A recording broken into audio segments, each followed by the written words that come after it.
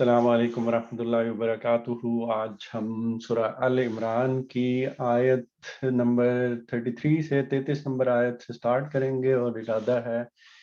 44 یعنی کہ 44 نمبر آیات تک کا۔ تو سب سے پہلے ہم ان کی تلاوت سن لیتے ہیں۔ إن الله اصطفى آدم ونوحا وآل إبراهيم وآل عمران على العالمين ذرية بعضها من بعض والله سميع عليم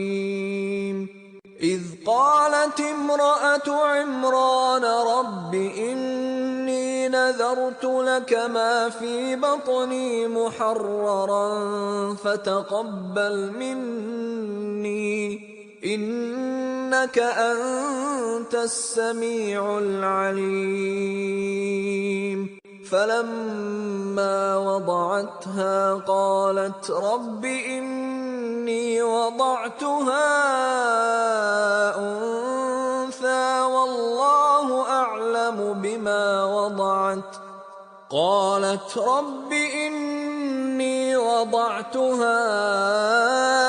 أنثى والله أعلم بما وضعت وليس الذكر كالأنثى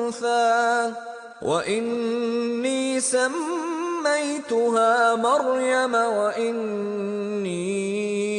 أعيذها بك وذريتها من الشيطان الرجيم فتقبلها ربها بقبول حسن وأنبتها نباتا حسنا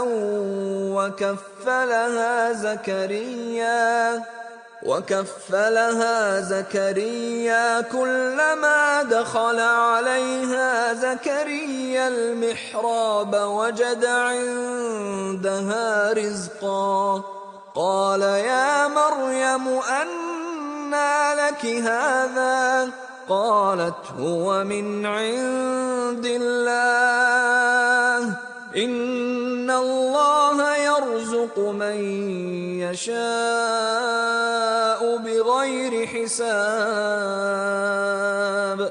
هنالك دعا زكريا ربه قال رب هب لي من لدنك ذرية طيبة إنك سميع الدعاء فنادته الملائكة وهو قائم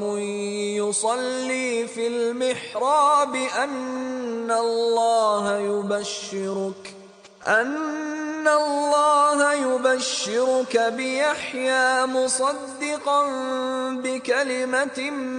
من الله وسيدا وحصورا ونبيا من الصالحين قال رب أنى يكون لي غلام وقد بلغني الكبر وامرأتي عاقر قال كذلك الله يفعل ما يشاء قال رب اجعل لي آية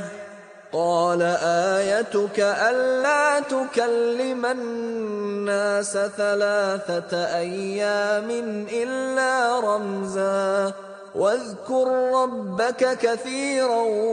وسبح بالعشي والإبكار وَإِذْ قَالَتِ الْمَلَائِكَةُ يَا مَرْيَمُ إِنَّ اللَّهَ اصْطَفَاكِ وَطَهَّرَكِ وَاصْطَفَاكِ عَلَى نِسَاءِ الْعَالَمِينَ يَا مَرْيَمُ اقْنُتِي لِرَبِّكِ وَاسْجُدِي وَارْكَعِي مَعَ الرَّاكِعِينَ ذلك من أنباء الغيب نوحيه إليك وما كنت لديهم إذ يلقون أقلامهم أيهم يكفل مريم وما كنت لديهم إذ يختصمون. یہاں پہ ہم اس کا ترجمہ اور تفسیر کی طرف کرتے ہیں. تو کہ جیسے میں نے پچھلے سیشن میں بتایا تھا، یہ اصل میں یہاں پہ آیت نمبر 32 تک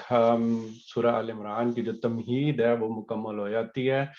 اور بالکل جیسے سورہ بقرہ میں تھا کہ اس میں کوئی بنیادی چیزیں واضح کی گئی تھیں، بالکل شروع میں بتایا گیا تھا کہ یہ اللہ تعالیٰ کی کتاب ہے، اس سے کون ہدایت پائیں گے. اسی طرح سورہ آل عمران میں بھی جو بنیادی باتیں ہیں انہی کو واضح کیا گیا. اس میں بتایا گیا قرآن کا سٹرکچر کیا ہے، اس میں بتایا گیا اللہ سے محبت کرنے کا جو دعویٰ کرتے ہیں لوگ، اگر وہ حقیقت میں اگر محبت کرتے ہیں اللہ تعالیٰ سے تو ان کا اصل رویہ پھر کس طرح سے ہونا چاہیے، یعنی کہ حضور پاک صلی اللہ علیہ وسلم کی پیروی کرنی چاہیے. یہ والی نصیحت بھی کی گئی کہ ہم ذمے جو حضور پاک صلی اللہ علیہ وسلم کے ذمے جو کام ہے ان تک وہ ہدایت پہنچانا ہے یا ان تک انفارمیشن پہنچا دینا ہے، آگے معاملات پھر اللہ تعالیٰ ان کے ساتھ خود ہی دیکھ رہا ہے. اور اس طرح کی جو بالکل بنیادی باتیں ہیں وہ واضح کر دیں. جنگ بدر کا بھی ذکر کیا تھا، اور اختتام کس چیز پہ ہوا تھا کہ اب یہ اہل کتاب جو آپ کے سامنے کھڑے ہوئے ہیں ان کو کہہ دیں کہ بھئی یہ اطاعت قبول کر لیں اللہ کی اور اس کے رسول کی، اور اگر یہ نہیں کرتے تو پھر یہ ممکن نہیں ہے کہ اللہ تعالیٰ بھی ایسے لوگوں سے محبت کرے جو اس کے اور اس کے رسول کی اطاعت سے انکار کرتے ہیں. اب جو آیت نمبر 33 ہے اس سے باقاعدہ طور پہ پھر اب آغاز ہو رہا ہے اور انتہائی خوبصورتی کے ساتھ ہو رہا ہے، جو کہ اتمام حجت کا ہے. جس طرح سے پہلے بنی اسرائیل کا نام لے کے کیا گیا تھا، یہاں پہ اللہ تعالیٰ نے بنیادی چیز کو اٹھایا ہے. اب یہ چیز ہم آگے پڑھنے سے پہلے ذہن میں پس منظر میں یہ چیز رہے کہ حضرت عیسیٰ علیہ السلام بنی اسرائیل میں جو پیغمبر آ رہے تھے اس میں جو بعثت ہو رہی تھی، پوری کڑی جو آ رہی تھی اس میں سب سے آخری پیغمبر ہے. تو آپ یہ دیکھ سکتے ہیں کہ وہ سب سے آخری پیغمبر بنی اسرائیل کے آ رہے ہیں، اور ان کا کام یہ ہے کہ انہوں نے ان کی غلطیوں کو واضح کرنا ہے. اور اس کے بعد تقریباً یہ چیز ڈیسائیڈ ہو چکی ہوئی ہے کہ اب بنی اسرائیل کو اس عہدے سے ہی معزول کر دیا جائے گا. یعنی کہ جو اللہ تعالیٰ نے ان کو چنا تھا اور ان کو ایک سینٹر بنانے کا تھا اور ان کے ذریعے دنیا میں پوری قوم پوری دنیا کے لوگوں کے اوپر یہ جو دین کو پھیلانے کا کام کیا تھا، یعنی کہ جس طرح سے انفرادی طور پہ پیغمبروں کو چنا جاتا ہے اس طرح پوری قوم کو جو چنا تھا اس عہدے سے معزول کر دیا جانا ہے. اور اس سلسلے کی آخری کڑی ہے حضرت عیسیٰ علیہ السلام. اور یہ اب ان کی جو بات ہو رہی ہے تو اسی بنیاد سے اٹھایا ہے کہ حضرت عیسیٰ علیہ السلام کی پیدائش اور اس طرح کے جو واقعات تھے ادھر سے بات کو اٹھایا ہے، کیونکہ جو یہود کا رویہ تھا وہ ان کے ساتھ بھی بہت ہی برا تھا، اور وہ اس درجے پہ پہنچ گئے تھے کہ جہاں پہ آخر میں انہوں نے حضرت عیسیٰ کو بھی سولی پہ چڑھانے کا ارادہ کر لیا تھا. یہ تو اللہ تعالیٰ نے ان کو پھر اپنے پاس بلا لیا تو وہ والی چیز وہاں سے ان کو بچا لیا اس چیز سے. لیکن یہ ان کے اپنے پیغمبروں کے بارے میں ان کا یہ اس حد تک رویہ ہو چکا ہوا تھا. تو اب اس میں اس کے بعد پھر حضور پاک صلی اللہ علیہ وسلم کی بعثت ہوتی ہے. تو اب حضور پاک صلی اللہ علیہ وسلم کو بنیادی طور پہ قرآن میں یہ سارے واقعات بتا کر،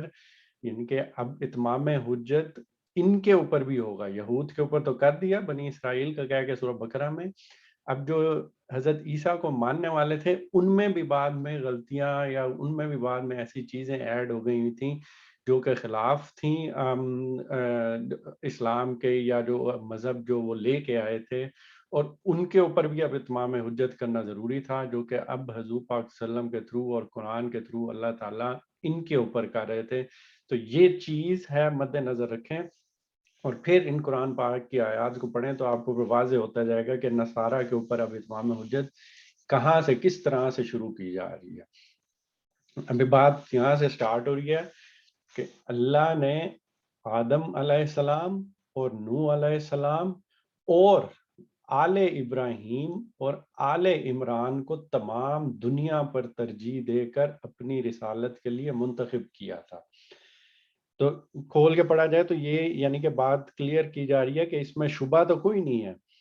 اور کیا بات کہ حضرت آدم علیہ السلام اور حضرت نوح علیہ السلام ان دو کا ذکر کیا اور یہاں ان کو انفرادی طور پہ کیا.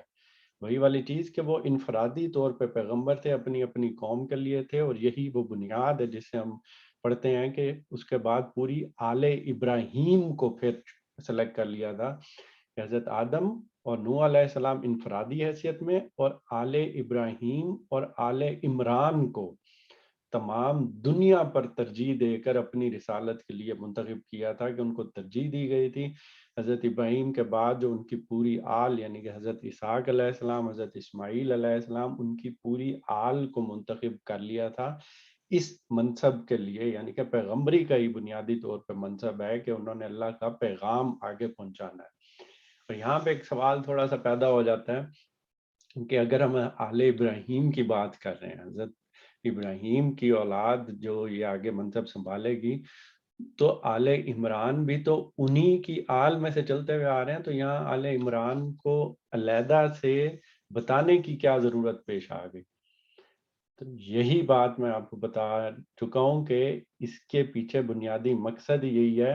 کہ کہیں یہ نہ کہہ دیں کہ یہ ان کی آل میں سے نہیں تھے، یہ وہی آل چلتی ہوئی آ رہی ہے حضرت ابراہیم کی، اور اسپیشلی یہاں ذکر کر دیا آل عمران کا کہ یہ بھی انہی میں سے چلتے ہوئے آ رہے ہیں، اور ان کو بھی اللہ تعالیٰ نے اسی طرح سے منتخب کیا تھا. جس طرح سے ہم اگر بات کریں حضرت اسحاق کی یا حضرت اسماعیل کی، تو انہی کے سلسلے سے، حضرت اسحاق کے سلسلے سے چلتے ہوئے آل عمران جب آئے تھے تو ان کی بھی پوری آل کو یعنی کہ نصارہ کو بھی اسی طرح سے ہی چنا گیا تھا. تو اس میں اسپیشلی ذکر کرنا مقصود اسی وجہ سے ہے کہ اب نصارہ کے اوپر اتمام حجت کیا جائے گا. اور آگے وہی والی بات کہ تمام دنیا پر ترجیح دی گئی تھی، ان کو اپنی رسالت کے لیے منتخب کیا گیا تھا. اور وہی والی بات آگے پھر بتا دی، یہ ایک سلسلے کے لوگ تھے جو ایک دوسرے کی نسل سے پیدا ہوئے تھے. اس میں کوئی کسی قسم کا شبہ نہیں ہونا چاہیے کہ یہ ایک ہی سلسلہ آ رہا تھا بنی اسرائیل میں،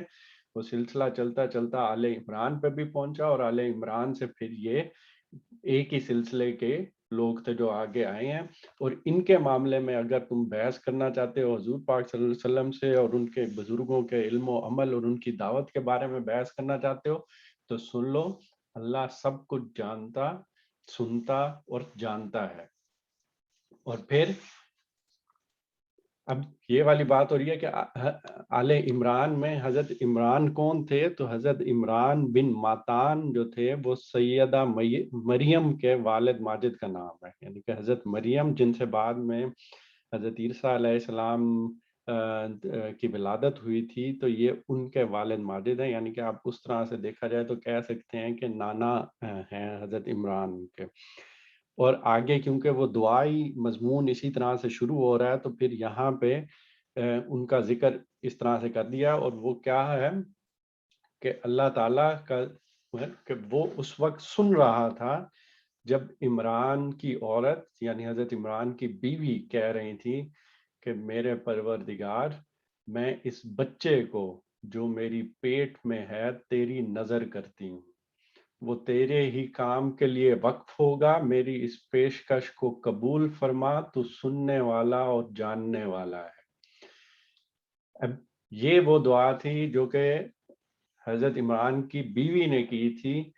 اور جو اس ٹائم ابھی ولادت نہیں ہوئی تھی، ان کے پیٹ میں جو بچہ تھا انہوں نے خدا کی نظر کر دیا. اب یہاں پہ یہ بھی سمجھ لینا ضروری ہے کہ خدا کی نظر کر دینے کا کیا مطلب ہے. تو وہی والی چیز کہ اللہ تعالیٰ نے جب بنی اسرائیل کو چنا تو ان کے لیے ایک علاقہ بھی منتخب کیا. علاقہ کون سا تھا؟ وہ دنیا کے وسط میں تھا، فلسطین. فلسطین میں پھر ان کو یہ کہا گیا کہ اپنی معبدگاہ بنائیں، جس طرح سے وہاں انہوں نے ہیکل بنایا، بیت المقدس بنایا. بیت المقدس کو بنانے کے بعد اب ظاہری سی بات ہے اس کو چلانے کے لیے، اس کا کام کرنے کے لیے، اس کا نظم و نسق سنبھالنے کے لیے اس کی ذمہ داری بھی انہی لوگوں کے اوپر تھی، بنی اسرائیل کے لوگوں کے اوپر ہی. اور اس میں زیادہ تر ایک قبیلہ تھا جو بنی لاوی کے لوگ تھے، وہ بنیادی طور پہ اس کے لیے منتخب تھے یا انہوں نے اپنے آپ کو چنا ہوا تھا اور وہ اس چیز کے لیے کرنا. تو جب بھی بنی اسرائیل میں کسی بچے کو اللہ تعالیٰ کی نظر کرنا جب مراد ہوتا تھا تو اس کا مقصد یہ ہوتا تھا کہ وہ اب بیت المقدس کی خدمت کے لیے خاص کر دیا جائے گا، اور اس کے اوپر کھلانے کمانے اور گھر در کی کوئی ذمہ داری نہیں ہوگی۔ اس کو سمجھنے کے لیے آپ ایسے سمجھ لیں کہ جس طرح سے اب مسلمانوں کے لیے بھی عرب کی یا بنی اسماعیل کے لیے جزیرہ نما عرب میں جب وہ چوز کیا گیا اور مکہ آیا، اب اس کے اندر بیت اللہ بنایا گیا، بیت اللہ میں اب اتنا بڑا ایک معبد گاہ بنایا گیا، وہاں اللہ کی عبادت کے لیے پوری دنیا سے لوگ آتے ہیں، وہ ایک مرکز بن گیا ہوا ہے، تو اب اس کا نظم و نسق سنبھالنے کے لیے بھی تو لوگ چاہیے ہوتے ہیں۔ تو اب اس میں آپ ایسے سمجھ لیں کہ نظر کر دینے کا مطلب یہ ہے کہ اب وہ اس بیت اللہ کی اور بنی اسرائیل کے لیے بیت المقدس کی جو خدمت کے لیے خاص کر دیا جائے گا، وہ دنیاوی کاموں میں حصہ نہیں لے گا۔ تو یہی حضرت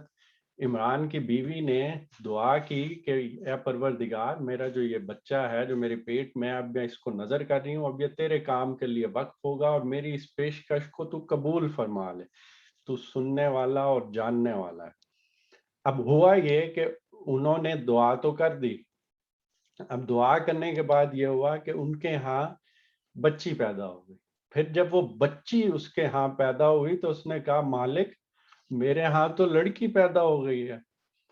حالانکہ جو کچھ اس نے جنا تھا اللہ کو اس کی خبر تھی، اور لڑکا لڑکی کی طرح نہیں ہوتا۔ خیر،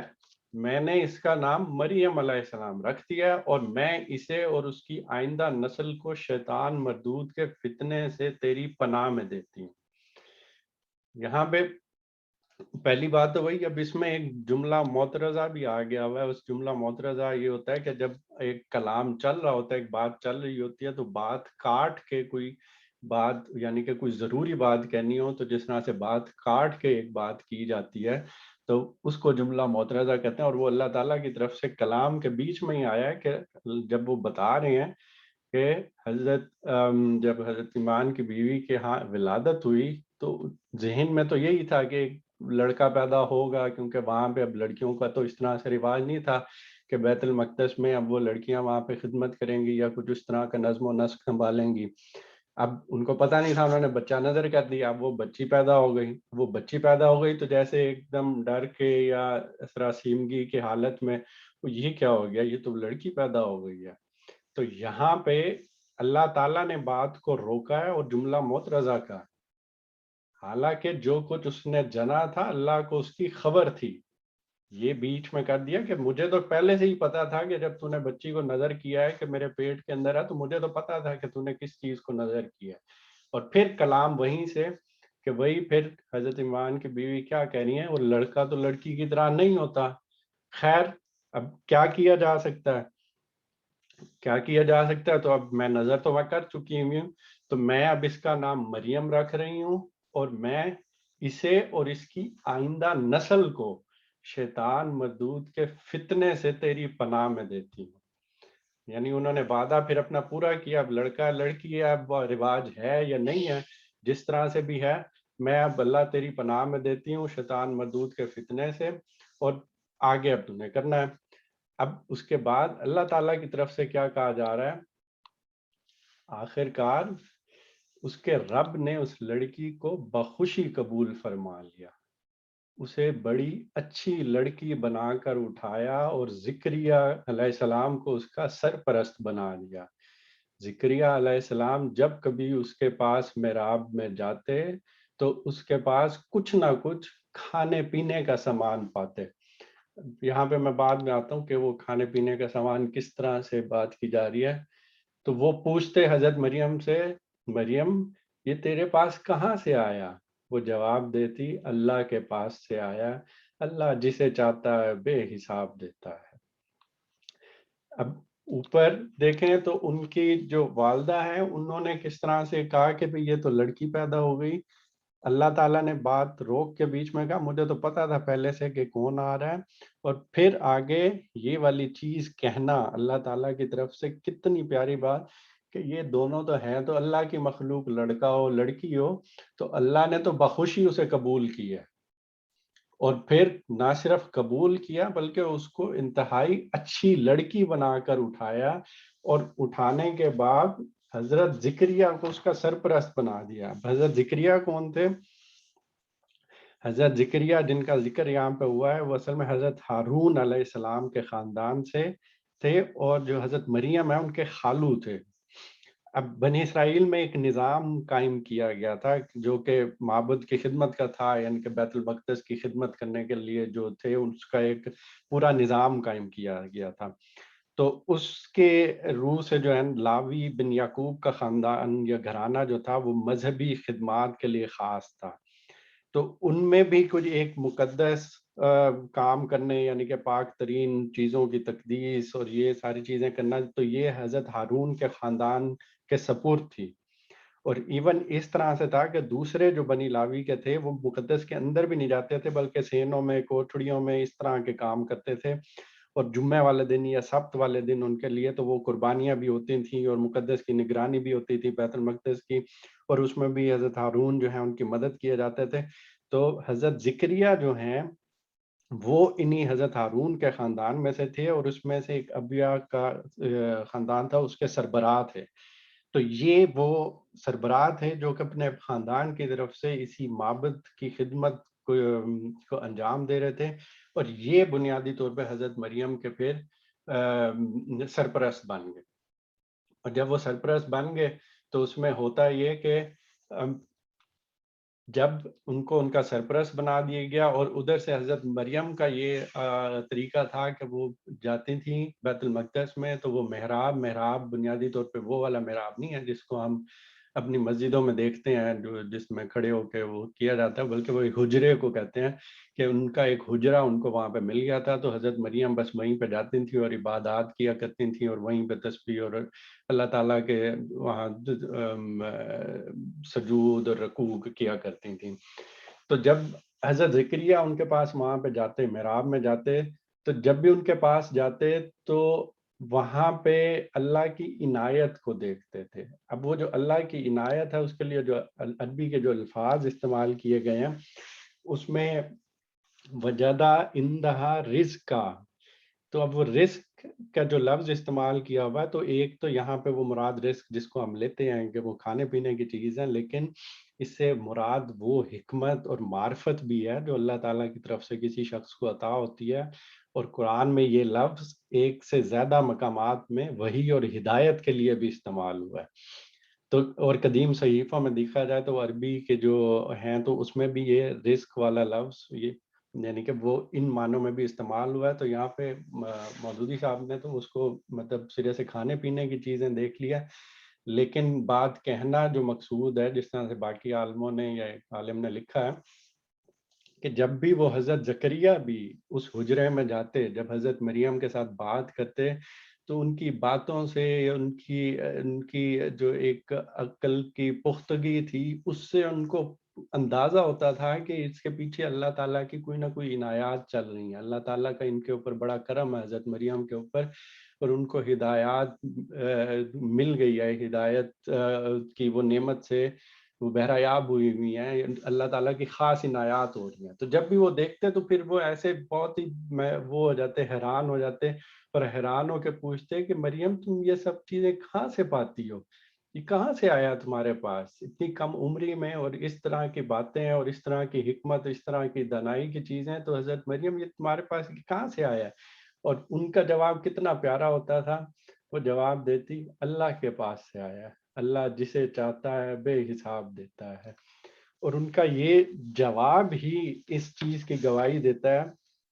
کہ کمسنی کے باوجود ان کا پختہ علم اور فہم و بصیرت کہ کتنی تھی کہ وہ اپنی عبادت یا اپنی جو ریاضت کر رہی ہوتی تھی اس کا کرشمہ نہیں کرا دیتی تھی کہ میں بچپن سے لگی ہوئی عبادت کرنا ہے تو یہ اس کا نتیجہ ہے، نہیں، وہ کہتے نہیں کہ یہ صرف اللہ کی عنایت ہے اور اسی کا فضل ہے۔ اور یہی جواب اس چیز کے اوپر دلیل دیتا ہے کہ ان کے اوپر اللہ کا کتنا کرم تھا۔ تو اس کے بعد جب حضرت مریم کا حضرت ذکریہ نے اس طرح کی چیز دیکھی تو ان کے اپنے اندر ایک خواہش پیدا ہو گئی، اور یہ چیز دیکھ کے، یہ حال دیکھ کر ذکریہ علیہ السلام نے اپنے رب کو پکارا، پروردگار اپنی قدرت سے مجھے بھی نیک اولاد عطا کر، تو ہی دعا سننے والا ہے۔ یعنی کہ اس حد تک وہ نیک اور برگزیدہ بندی تھیں کہ ان کو دیکھ کے ان کے حضرت ذکریہ کے اپنے اندر خواہش پیدا ہو رہی ہے کہ اللہ تعالیٰ مجھے بھی اس طرح کی نیک اولاد دے دے، اور وہ آ کے دعا کر رہے ہیں کہ اللہ تعالیٰ اپنی قدرت سے مجھے نیک اولاد عطا کر، تو ہی دعا سننے والا ہے۔ اور جواب پھر کیا آ رہا ہے؟ جواب میں فرشتوں نے آواز دی جبکہ وہ محراب میں کھڑا نماز پڑھ رہا تھا کہ اللہ تجھے یحییٰ علیہ السلام کی خوشخبری دیتا ہے، وہ اللہ کی طرف سے ایک فرمان کی تصدیق کرنے والا بن کر آئے گا، اس میں سرداری و بزرگی کی شان ہوگی، کمال درجہ کا ضابط ہوگا، نبوت سے سرفراز ہوگا اور صالحین میں شمار کیا جائے گا۔ اب وہاں پہ جب حضرت ذکریہ نے یہ جب دعا کی تو یہ چیز جب وہ نماز پڑھ رہے تھے وہیں بیت المقدس میں، تو اس میں فرشتوں نے انہیں آواز دی اور انہوں نے آواز دے کر کہا کہ اللہ تجھے حضرت یحییٰ علیہ السلام کی خوشخبری دیتے ہیں۔ اور وہ کون ہے؟ یہ اب آگے چیز دیکھی جائے تو یہ دونوں پیغمبر تھے اصل میں جو بالکل ساتھ ساتھ ہی آئے تھے تقریباً، حضرت عیسیٰ علیہ السلام، حضرت یحییٰ علیہ السلام۔ اس کا میں بعد میں ذکر بھی کرتا ہوں کہ ان کا یہاں پہ آنے کا ذکر کرنے کا مقصد کیا ہے، لیکن اس سے پہلے یہ دیکھ لیں کہ اللہ تعالیٰ نے نہ صرف ان کو خوشخبری دی اور پھر ایک اور چیز کی کہ وہ اللہ کی طرف سے ایک فرمان کی تصدیق کرنے والا بن کر آئے گا۔ اب یہ جو فرمان کی تصدیق کرنا ہے عربی میں جس کو کہا ہوا ہے مصدقاً بکلمۃ من اللہ، یعنی کہ اللہ تعالیٰ کا ایک جو کلمہ ہے، اللہ تعالیٰ کا ایک فرمان ہے، اس کی تصدیق کرنے والا ہے۔ تو وہ اللہ تعالیٰ کا فرمان ہے کیا؟ اب اس کے اوپر جب غور کیا جائے تو آگے ہی اسی صورت کی اگلی جو آیات آئیں گی اس میں اللہ تعالیٰ نے صاف ذکر کر دیا ہے کہ اس میں حضرت مسیح علیہ السلام کا ذکر ہو رہا ہے، حضرت عیسیٰ علیہ السلام کا ذکر ہو رہا ہے، اور وہ ان کو اللہ تعالیٰ نے اپنا کلمہ کہا ہے۔ اور وہ کلمہ کیا ہے؟ جس طرح سے سمجھنے کے لیے آپ یہ دیکھیں کہ جب بھی اللہ تعالیٰ چاہتے ہیں کہ کوئی چیز ہو جائے تو ہم نے سنا ہوا ہے کہ وہ ایک اللہ تعالیٰ کے کہنے کی دیر ہوتی ہے اور پھر اس دنیا میں وہ اسباب ہوتے ہیں اور پھر اس اسباب کے تھرو وہ کام ہو جاتا ہے۔ اور وہ ایک عمومی قانون ہے جو کہ اس دنیا میں ہم لوگوں کے لیے بنایا گیا ہے کہ ہم جس کام کے لیے کوشش کرتے ہیں، جس چیز کے لیے محنت کرتے ہیں، ایک دنیاوی سائنسی اور یہ سارے اسباب بنائے گئے ہیں، ان سارے اسباب اور پروسیس سے گزر کے وہ سارا کام ہو جاتا ہے۔ جس طرح سے اب اللہ تعالیٰ ہمارے لیے اگر میں دعا کروں یا کوئی چیز کروں تو اس میں اللہ تعالیٰ نے میری دعا قبول کر لی، یا کوئی مجھے بچے سے نوازنا ہے تو وہ دعا قبول کی، تو اب ایک پورا پروسیس ہوگا۔ اس میں پروسیس میں کیا ہوگا کہ جناب اس میں ایک ماں اور باپ کا آپس میں ملنا بھی ہے، اور اس میں ملنے کے بعد پورا ایک پروسیس ہے، اس میں 9 مہینے سے گزرنا بھی ہے، اور اس میں 9 مہینے کے گزرنے کے بعد پھر ایک بچے کی ولادت ہوگی۔ وہ ساری چیزیں جو کہ پورے اسباب کے ساتھ ہوں گی اور اس میں اللہ کا اذن بھی شامل ہوتا ہے۔ دوسری طرف کیا ہے کہ اللہ تعالیٰ یہ کہہ رہے ہیں کہ یہ جو چیز میں چاہتا ہوں تو تم لوگوں کے لیے تو میں نے یہ اسباب بنائے ہوئے، اسباب کی دنیا ہے، اس میں تمہیں یہ ساری چیزیں کرنی پڑتی ہیں اور پھر یہ کام ہوتا ہے، لیکن میں اس چیز سے بالا تر ہوں۔ میں اگر کوئی چیز چاہوں جو کہ ان اسباب کے بغیر ہی ہو جائے تو وہ بھی ہو جائے گی، تو مجھے ان چیزوں کی یا ان اسباب سے گزارنے کی ضرورت نہیں ہے، یہ تم لوگوں کے لیے میں نے بنائے ہوئے۔ تو اسی چیز کو یہاں پہ ان کو کہا کہ یہ جو حضرت عیسیٰ علیہ السلام کی ولادت کا جب ذکر آئے گا آگے، تو وہ کلمۃ من اللہ کس طرح سے تھے کہ اللہ تعالیٰ نے ان کو کہا، اور آگے ذکر آئے گا کہ حضرت مریم نے جب اس طرح کے کہا کہ یہ کیسے ہوگا، تو پھر کہا گیا کن فیا کن کا کلمہ، جب میں چاہتا ہوں، جب میں کہتا ہوں تو وہ ہو جاتا ہے۔ تو حضرت یحییٰ یہاں پہ وہی جو اللہ تعالیٰ کے جو فرمان کی تصدیق ہے، حضرت عیسیٰ کا ذکر ہو رہا ہے کہ وہ جو کلمۃ من اللہ ہے، وہ اللہ کا کلمہ جو کہ مجسم ہو گیا ہے، اس کی تصدیق کریں گے۔ اور یہی ایک چیز تھی، بنی اسرائیل میں جو بھی پیغمبر آتے تھے وہ اپنے آنے والے پیغمبر کی تصدیق کر کے جاتے تھے کہ وہ آئیں گے، اور اسی طرح حضور پاک صلی اللہ علیہ وسلم کے ساتھ بھی ہوا تھا کہ اس سے پہلے پھر حضرت عیسیٰ ان کی تصدیق بھی کر کے گئے تھے کہ وہ بھی آئیں گے۔ تو پہلی بات یہاں پہ ہو گئی کہ وہ حضرت یحییٰ کی بشارت دی گئی، اور وہ کیا کریں گے؟ وہ اللہ کے کلمے کی یا اللہ کے ایک فرمان کی تصدیق کریں گے آ کے، اور ان میں سرداری و بزرگی کی شان ہوگی۔ اب سرداری اور بزرگی کو یہاں پہ دوسرے معنوں میں دیکھ سکتے ہیں کہ دنیا سے کنارہ کش ہوں گے وہ،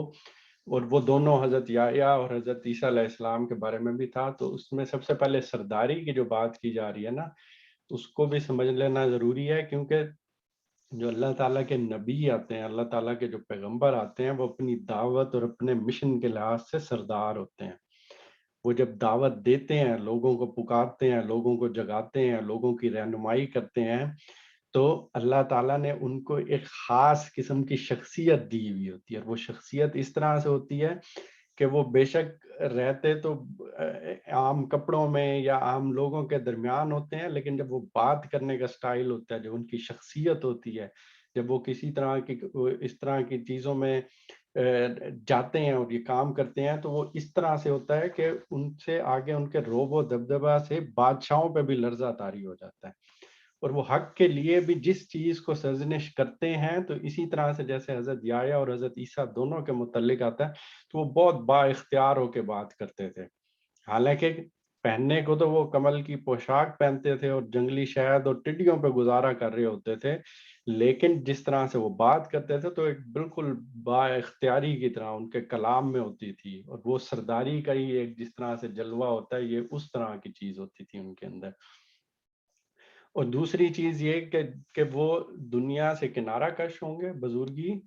تو اس میں یہ چیز مد نظر تھی، کیونکہ اب یہ آخری اتمام حجت کے لیے آئے تھے بنی اسرائیل کے لیے۔ اب تو وہ اس بستی میں گھر ہی کیا بناتے جو آلریڈی سیلاب کی زد میں تھی، اب وہ اس درخت کی بہار ہی کیا دیکھتے کہ جس کی جڑوں پہ ویسے ہی کल्हाڑا رکھا ہوا تھا۔ اب یا تو وہ یہ ہوتا ہے کہ اب وہ ایک ایک کے دروازے پہ دستک دے کے ان کو بتاتے ہیں کہ بھئی اب طوفان آنے والا ہے، اپنے گھر بسانے کا فکر کرو یا اس طرح کی چیزیں دیکھو، یا پھر وہ اپنے آپ کو اس دنیا کے اندر کرتے اور اپنی فیملی یا اپنی اس طرح کی چیزوں میں لگ جاتے۔ تو ان دونوں نے پھر یہ والی کام نہیں کیا تھا کہ وہ دنیا کے اس میں پڑے ہی نہیں، اور بالکل ایک تین اور زیتون کا ایک گاؤں ہوتا تھا، وہ بالکل اوپر پہاڑی کے اوپر، تو وہاں پہ انہوں نے اپنے ڈیرے ڈالے ہوتے تھے، وہاں سے یہ آتے تھے اور یہ ان قوم کو جگانے کی کوشش کرتے تھے۔ تو انہوں نے دنیا سے تقریباً کنارہ کشی کی ہوئی تھی۔ کمال درجے کا ضابط ہوگا، نبوت سے سرفراز ہوگا اور صالحین میں شمار کیا جائے گا۔ تب اس کے بعد بڑی انٹرسٹنگ اور بڑی ایک دلچسپ مکالمہ کیا ہوا کہ حضرت زکریا علیہ السلام نے سوال کر دیا۔ زکریا علیہ السلام نے کہا پروردگار، بھلا میرے یہاں لڑکا کہاں سے ہوگا؟ میں تو بوڑھا ہو چکا ہوں اور میری بیوی بھانج ہے۔ جواب ملا ایسا ہی ہوگا، اللہ جو چاہتا ہے کرتا ہے۔ اب یہ چیز ان کے ذہن میں آ گئی کہ بھئی اب کرنے کو تو وہی اسباب کی طرف ان کا چلا گیا دھیان کہ بھئی یہ تو اسباب تو ہے نہیں ہے، کس طرح سے پیدائش ہوگی، کس طرح سے یہ سارا کام ہو گیا۔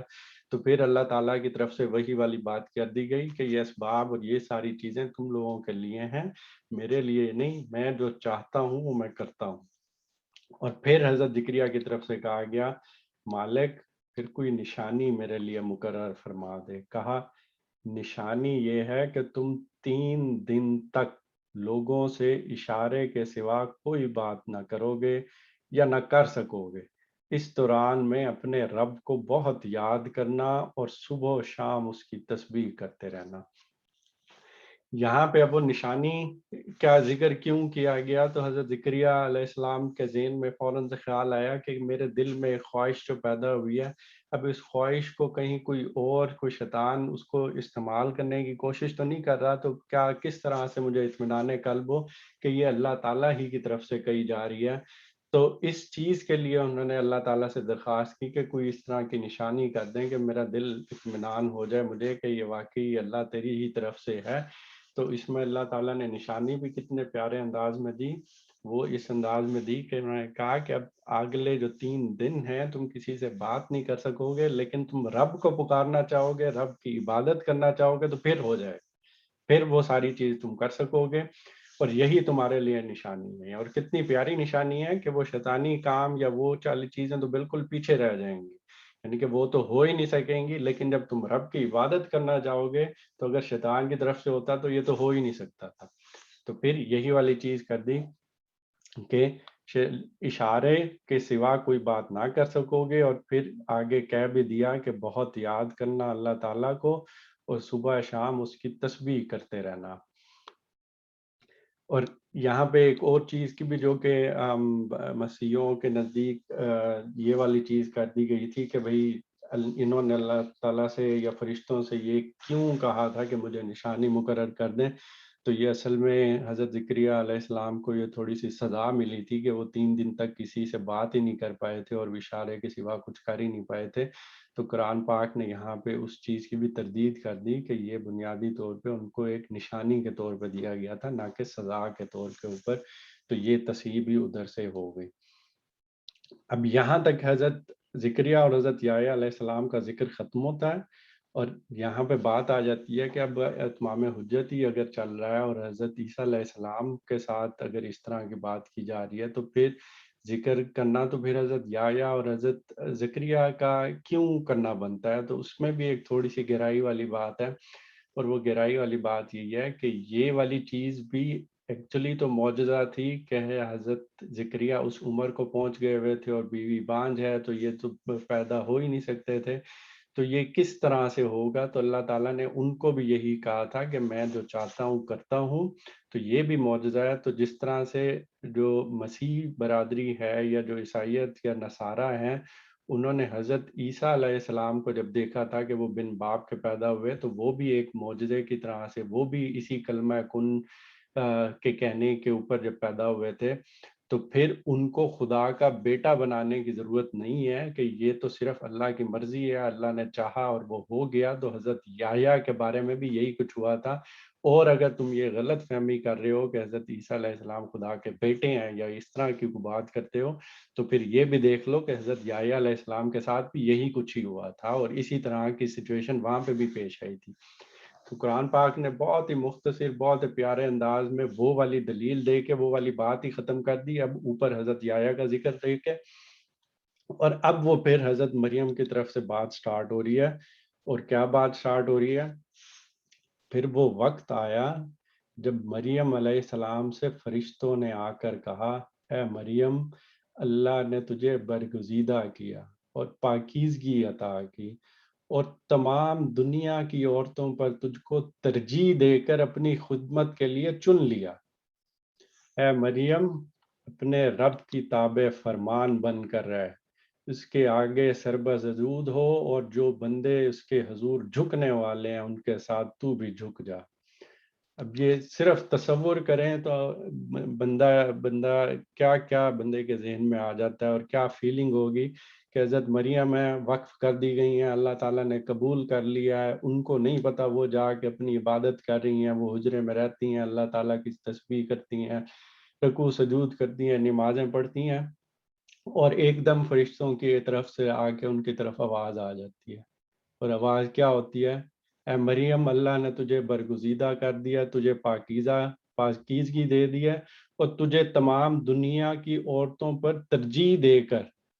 اپنی خدمت کے لیے چن لیا ہے. اب سوچیں کیا کیفیت ہوگی اور کیا اس طرح کی سچویشن ہوگی کہ بیٹھے بیٹھے فرشتے آ کے آواز دے رہے ہیں کہ اے مریم، تجھے ہم نے چن لیا اور تمام دنیا کی عورتوں پہ ترجیح دے کے چن لیا ہے. اور آگے نصیحت کیا کی جا رہی ہے؟ اے مریم، اپنی رب کی تابع فرمان بن کر رہ، اس کے آگے سربسجود ہو، اور جو بندے اس کے حضور جھکنے والے ہیں ان کے ساتھ تو بھی جھک جا. اب بنیادی طور پہ اب اللہ تعالیٰ کا کرم ان کے اوپر ہو گیا، اور اب ان کو اس چیز کے لیے تیار کیا جا رہا تھا کہ اس کے بعد جب اللہ تعالیٰ نے ان کے تھرو معجزہ دینا تھا یا ان کے ہاں ایک پیغمبر کی بعثت ہونی تھی، تو اس چیز کے لیے اب وہ آگے ان کی سلیکشن کر کے ان کو بتایا جا رہا تھا، اور ان کو یہ کہہ دیا گیا کہ اب تم نے یہ والے کام کرنے ہیں اور تمہیں ہم نے چن لیا ہوگا. اور پھر اب ہم آخری آیت کی طرف چلتے ہیں. تو اس آخری آیت میں کیا کہا جا رہا ہے؟ اے محمد صلی اللہ علیہ وسلم، یہ غیب کی خبریں ہیں جو ہم تم کو وحی کے ذریعے سے بتا رہے ہیں، ورنہ تم اس وقت وہاں موجود نہ تھے جب ہیکل کے خادم یہ فیصلہ کرنے کے لیے کہ مریم علیہ السلام کا سرپرست کون ہو اپنے قلم پھینک رہے تھے، اور نہ تم اس وقت حاضر تھے جب ان کے درمیان جھگڑا برپا تھا۔ بیچ میں کلام کو روک کے اب حضور پاک صلی اللہ علیہ وسلم کی طرف مخاطب ہوئے ہیں اللہ تعالیٰ، اور اللہ تعالیٰ کیا کہہ رہے ہیں کہ یہ وہ واقعات ہیں جو اس ٹائم پیش آ رہے تھے، اور یہ ایسی غیب کی باتیں ہیں جو کسی کو نہیں پتا، جو کہ ہسٹری میں، جو کہ تاریخ میں، جو کہ ان لوگوں نے گم کر دی ہوئی ہیں یا چینج کر دی ہوئی ہیں، اور یہ وہ باتیں ہیں جو ہم وحی کے ذریعے سے تمہیں بتا رہے ہیں۔ اور اس ٹائم کیونکہ تم وہاں موجود تو نہیں تھے، یا باقی لوگوں کے لیے بھی ہے کہ جب حضور پاک صلی اللہ علیہ وسلم وہاں موجود نہیں تھے تو ان کو یہ باتیں کس طرح سے پتہ چل رہی ہیں۔ اور کیا تھا کہ جب وہاں کے بیت المقدس کے جو خادم تھے، جب انہوں نے یہ دیکھا تھا کہ حضرت مریم کے اندر سے ان کو لگ رہا ہے کہ ایک پاکیزگی، اور یہ ان کی باتوں میں حکمت، اور ان کی ان چیزوں میں، ان کی حرکات میں، ان کی ہر قول و فعل میں اس طرح کی چیزیں ٹپک رہی ہیں کہ اللہ کی خاص عنایت ان کے اوپر ہو رہی ہے، تو اب کہاں وہ سچویشن تھی کہ ان کی جو مدر تھیں، ان کی جو ماں تھیں، انہوں نے کیا کہا تھا کہ یہ کیا پیدا ہو گیا کہ یہ تو ایک بیٹی پیدا ہو گئی، تو میں اب کیا کروں اس کا، اور لیکن میں پھر بھی اللہ تیرے سپرد کرتی ہوں، اور اللہ نے بخوشی قبول کیا۔ اور اب یہ سچویشن آ گئی ہوئی ہے کہ اب ان کے سرپرست بننے کے لیے وہاں پہ لڑائی ہو رہی تھی، یا وہاں پہ اس طرح کی چیز ہو رہی تھی کہ بھئی میں اس کا سرپرست بنتا ہوں، دوسرا کہہ رہا ہے میں اس کا سرپرست بنتا ہوں، اپنے اپنے قلم پھینک رہے تھے، اور حضور پاک صلی اللہ علیہ وسلم اس ٹائم حاضر نہیں تھے، اور اللہ تعالیٰ ان کو بتا رہے ہیں کہ یہ سچویشن تھی، اور اس ٹائم بھی نہیں تھے جب ان کے درمیان جھگڑا برپا تھا۔ یہ وہ چیزیں ہیں جن سے بندہ دیکھے تو پتہ چلتا ہے کہ کس کس طرح کے واقعات اللہ تعالیٰ نے قرآن پاک میں کھول کے بیان کر دیے گئے ہیں۔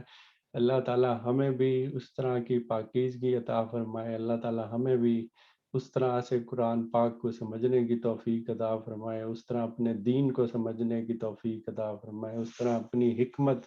ہمیں عطا کر دے کہ ہمیں بھی ہمارا ایمان بھی اتنا تیز، اتنا بلند ہو جائے۔ یہاں پہ ہم ایک دفعہ ان ساری آیات کا ترجمہ پڑھ لیتے ہیں۔ اللہ نے آدم علیہ السلام اور نوح علیہ السلام اور آل ابراہیم اور آل عمران کو تمام دنیا پر ترجیح دے کر اپنی رسالت کے لیے منتخب کیا تھا۔ یہ ایک سلسلے کے لوگ تھے جو ایک دوسرے کی نسل سے پیدا ہوئے تھے۔ اللہ سب کچھ سنتا اور جانتا ہے۔ وہ اس وقت سن رہا تھا جب عمران کی عورت کہہ رہی تھی میرے پروردگار، میں اس بچے کو جو میری پیٹ میں ہے تیری نظر کرتی ہوں، وہ تیرے ہی کام کے لیے وقف ہوگا، میری اس پیشکش کو قبول فرما، تو سننے اور جاننے والا ہے۔ پھر جب وہ بچی اس کے ہاں پیدا ہوئی تو اس نے کہا مالک میرے ہاں تو لڑکی پیدا ہو گئی ہے، حالانکہ جو کچھ اس نے جنا تھا اللہ کو اس کی خبر تھی، اور لڑکا لڑکی کی طرح نہیں ہوتا۔ خیر میں نے اس کا نام مریم علیہ السلام رکھ دیا، اور میں اسے اور اس کی آئندہ نسل کو شیطان مردود کے فتنے سے تیری پناہ میں دیتی ہوں۔ آخر کار اس کے رب نے اس لڑکی کو بخوشی قبول فرما لیا، اسے بڑی اچھی لڑکی بنا کر اٹھایا، اور زکریا علیہ السلام کو اس کا سرپرست بنا دیا۔ زکریا علیہ السلام جب کبھی اس کے پاس محراب میں جاتے تو اس کے پاس کچھ نہ کچھ عنایات پاتے۔ وہ پوچھتے مریم علیہ السلام یہ تیرے پاس کہاں سے آیا؟ وہ جواب دیتی اللہ کے پاس سے آیا ہے، اللہ جسے چاہتا ہے بے حساب دیتا ہے۔ یہ حال دیکھ کر زکریا علیہ السلام نے اپنے رب کو پکارا، پروردگار اپنی قدرت سے مجھے نیک اولاد عطا کر، تو ہی دعا سننے والا ہے۔ جواب میں فرشتوں نے آواز دی جبکہ وہ محراب میں کھڑا نماز پڑھ رہا تھا کہ اللہ تجھے یحییٰ علیہ السلام کی خوشخبری دیتا ہے، وہ اللہ کی طرف سے ایک فرمان کی تصدیق کرنے والا بن کر آئے گا، اس میں سرداری و بزرگی کی شان ہوگی، کمال درجے کا ضابط ہوگا، نبوت سے سرفراز ہوگا، اور صالحین میں شمار کیا جائے گا۔ زکریا علیہ السلام نے کہا پروردگار بھلا میرے ہاں لڑکا کہاں سے ہوگا، میں تو بوڑھا ہو چکا ہوں اور میری بیوی بانجھ ہے۔ جواب ملا ایسا ہی ہوگا اللہ جو چاہتا ہے کرتا ہے۔ عرض کیا مالک پھر کوئی نشانی میرے لیے مقرر فرما دے۔ کہا نشانی یہ ہے کہ تم 3 دن تک لوگوں سے اشارے کے سوا کوئی بات چیت نہ کرو گے یا نہ کر سکو گے۔ اس دوران میں اپنے رب کو بہت یاد کرنا اور صبح و شام اس کی تسبیح کرتے رہنا۔ پھر وہ وقت آیا جب مریم علیہ السلام سے فرشتوں نے آ کر کہا اے مریم، اللہ نے تجھے برگزیدہ کیا اور پاکیزگی عطا کی اور تمام دنیا کی عورتوں پر تجھ کو ترجیح دے کر اپنی خدمت کے لیے چن لیا۔ اے مریم علیہ السلام اپنے رب کی تابع فرمان بن کر رہ، اس کے آگے سربہ سجود ہو، اور جو بندے اس کے حضور جھکنے والے ہیں ان کے ساتھ تو بھی جھک جا۔ اے محمد صلی اللہ علیہ وسلم یہ غیب کی خبریں ہیں جو ہم تم کو وحی کے ذریعے سے بتا رہے ہیں، ورنہ تم اس وقت وہاں موجود نہ تھے جب ہیکل کے خادم یہ فیصلہ کرنے کے لیے کہ مریم علیہ السلام کا سرپرست کون ہو اپنے اپنے قلم پھینک رہے تھے، اور نہ تم اس وقت حاضر تھے جب ان کے درمیان جھگڑا برپا تھا۔ اللہ تعالی ہمیں استقامت کے ساتھ قرآن پاک پڑھنے، سمجھنے اور اس پہ عمل کرنے کی توفیق عطا فرمائے۔ یہاں پہ ہم اپنے سیشن کا اختتام کرتے ہیں۔